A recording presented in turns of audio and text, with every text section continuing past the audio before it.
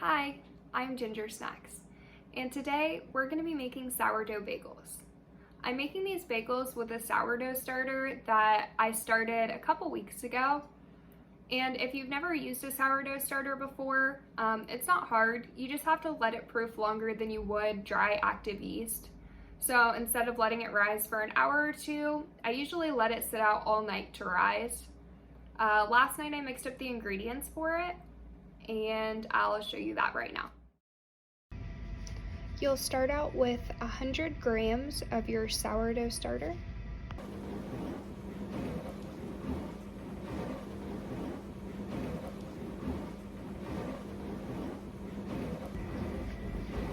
Add 250 grams of water.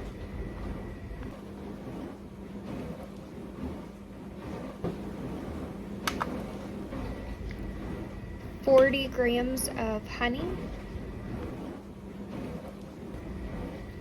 and 10 grams of salt.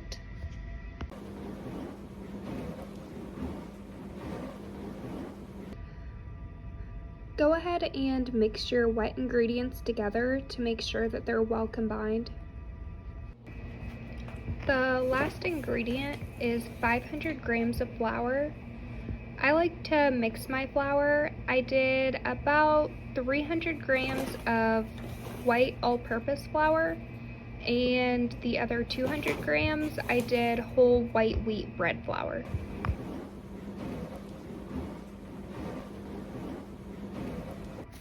I also added a dash of cinnamon because I do want to make cinnamon raisin bagels.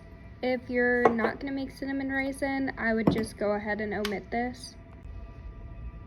Before I put this in the mixer, I'm gonna mix it by hand a little bit. Let it mix on low for about 6 minutes.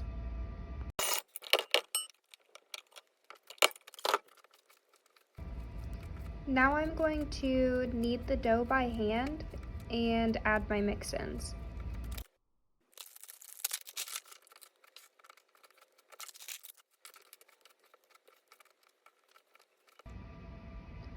Go ahead and put the dough back in the bowl you used earlier.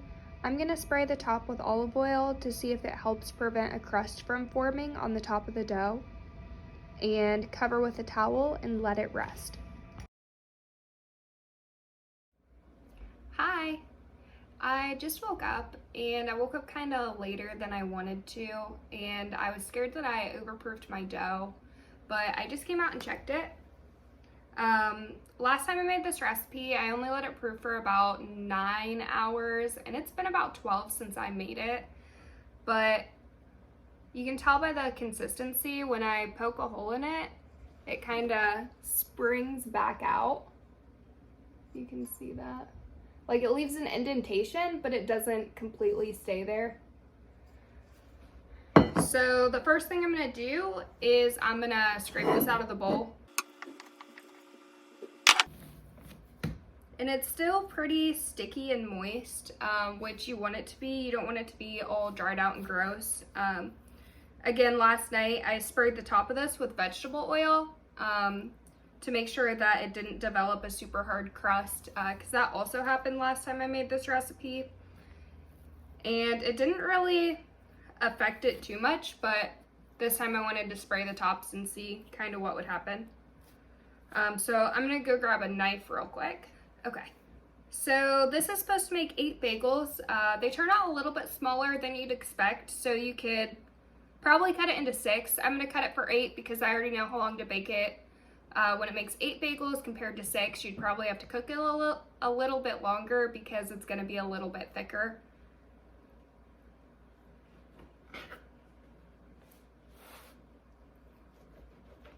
I start by cutting it in half.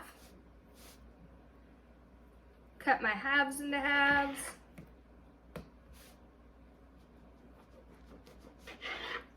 And then cut it again.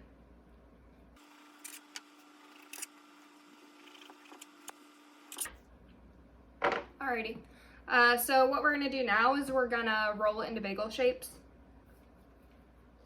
And I haven't really found a super good way to do this yet. Kind of what I do is I roll it into a ball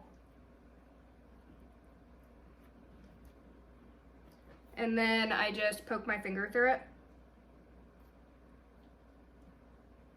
and kind of shape it.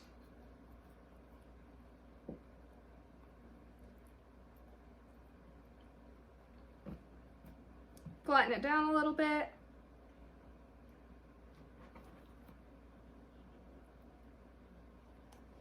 And there we go. So what I have here is I have a baking sheet, and I have one of those silicone mats on top. If you don't have a silicone mat,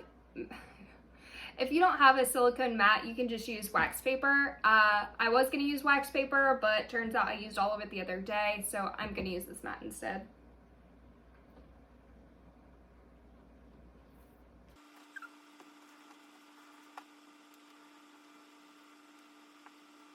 My last bagels that I made, I poked the hole in them super small because I didn't realize it'd shrink back in, and none of them really have holes in them anymore, so make the hole a little bit bigger and you should be fine. See, this one's already shrunk back in.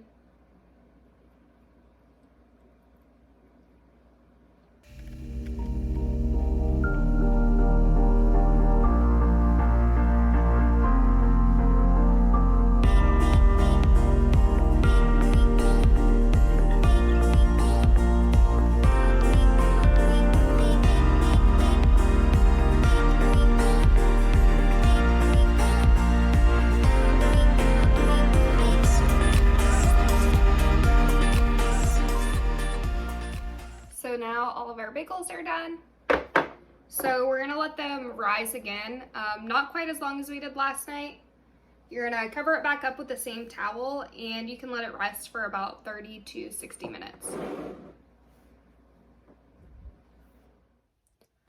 I let my bagels sit out for about 45 minutes. What I'm doing now is I filled up this pan halfway with water. I'm gonna add a tablespoon of sugar, and then I'm gonna let it boil. Now that the water's boiling, we're gonna drop the bagels in and let them cook. I let them cook for about a minute on each side, and then I take them out of the water. You don't wanna crowd them too much, so I usually put in about 4 at a time.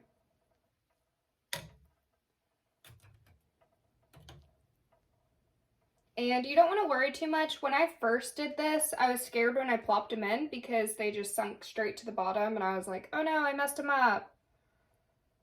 But they'll float after they're in here for a second.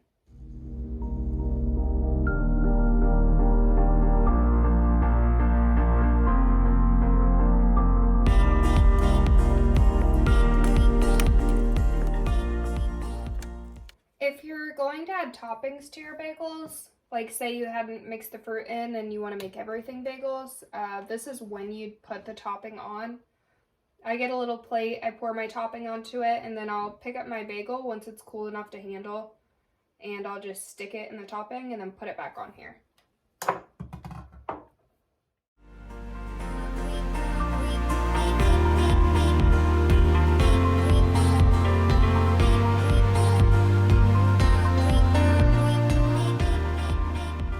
The oven should be done preheating to 425, and you're gonna throw them in there for about 25 minutes.